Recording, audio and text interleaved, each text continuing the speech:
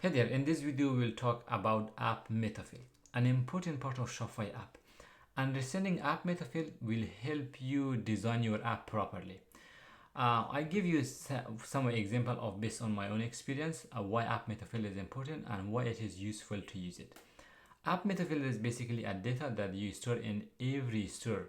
And every store that install your app, you can create a metafield in here and then you can store some configuration. Either that is app setting or you want to track if the store is on a paid plan or on a free plan. That is the best place to store the configuration.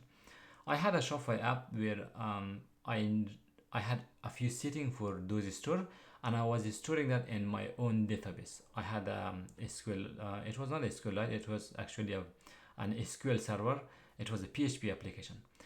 But the problem was during Black Friday and Cyber Monday, I was receiving millions of requests to my server to read those configuration. Unaware that I can store those information directly in Shopify to eliminate all those requests coming to my server, because those requests was only coming to my server to grab the store setting. Why you should do that? Instead, you can use the Shopify app metafield. Now, where do you find that? Under the building block in the documentation, go to the metafield. You will go to about metafield. Like metafield is for everything. It is for product. It is for collection. It is for pages. But app metafield is different, so it is going to be only accessed with the current installation, and this is how you can work.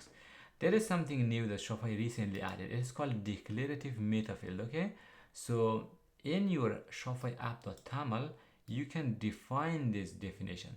You can define this definition as soon as someone install the app in their store. This definition will be automatically created on their store.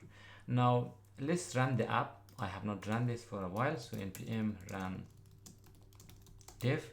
It should run my app on the new URL. Alright, let's see, just taking a few seconds because I have not run it for a few days.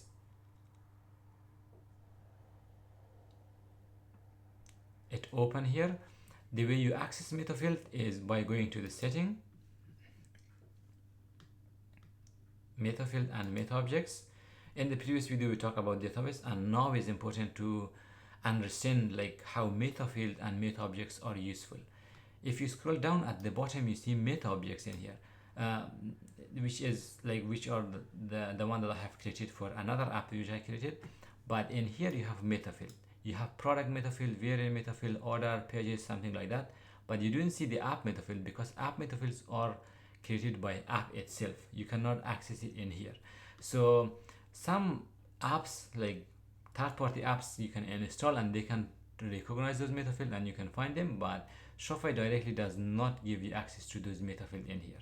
But your app can easily create a metafield and then you can configure those metafield in the declarative way.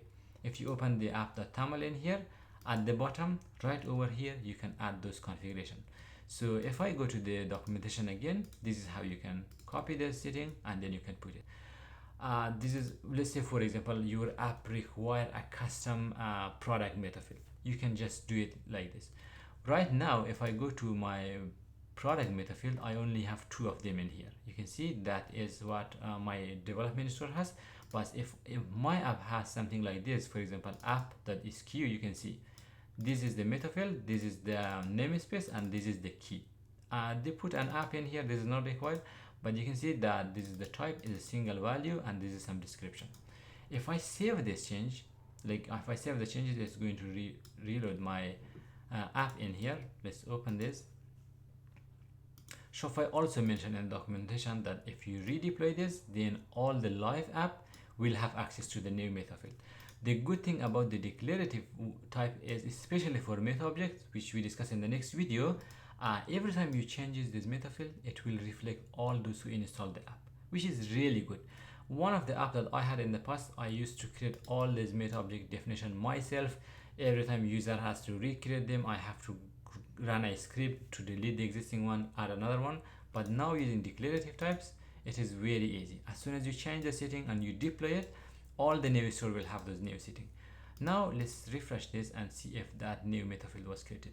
It was not, because I did not probably deploy this, so I have to redeploy and this metafield will be available under the product metafields. That is how easy it is.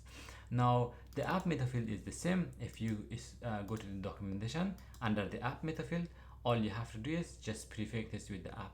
So in the documentation they also mentioned that okay, they have mutation, how you can update them. I will create a query for this in the future video, but for now these are like different configuration and setting that you can add. If I scroll down a little bit to show you, for example, they have some app configuration like feature tiers that you can store. In the past, Shopify used to give you an option of either user can create or read or delete that, but I think they deprecated that permission. Now app metafield, like they have different, okay, they have moved this also in the toml file. This is recently I noticed. So if you wanna see the access for the metafield, you can also say admin access to read only, or also merchant read and write, which customer read and write those data. So you can also add this directly in the toml file, which is useful. For the storefront also, it is available that if you want to add this in storefront, you can say storefront, either this public or none, which is not visible. That is a good feature. By the way, let's add this one to our app.toml file. In here, let's save this. If I made any mistake, this should not reflect, but do I have any other thing in here? No, this is the only access that I have for the metafield. Other than that, you have other option also available. For now, let's go back and let's see if I have to refresh my app to see the app is created the metafield. So this is the new metafield. It's called internal SKU, which is coming from my configuration in here. I don't need to redeploy this. I think this is the only part that I was missing. So if you add this in the configuration, it is going to make this read and write directly access. User can read and write this. If I click on this, you can see this is my app name and this is the key that it has. So you have to make sure like this is always unique.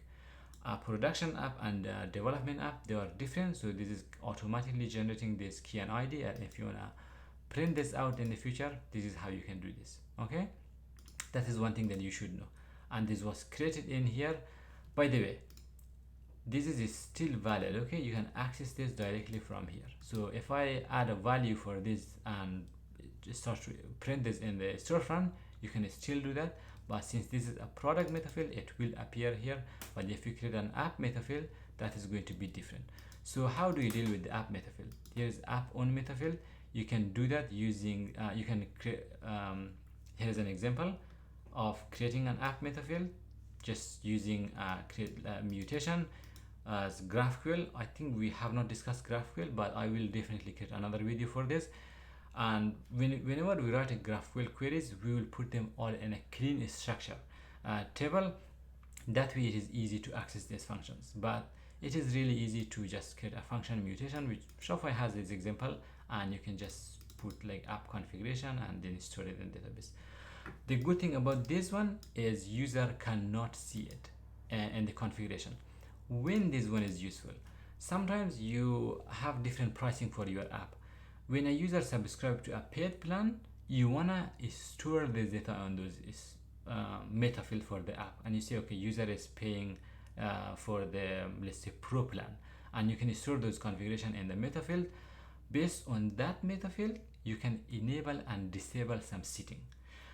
If you have a recommendation in the product page, and you want to make this only available if someone is on the pro plan, you can store those configuration in the metafield, and then in the storefront you say okay, if this metafield is set to true, then user is on a pro plan, I am going to allow them to use this configuration.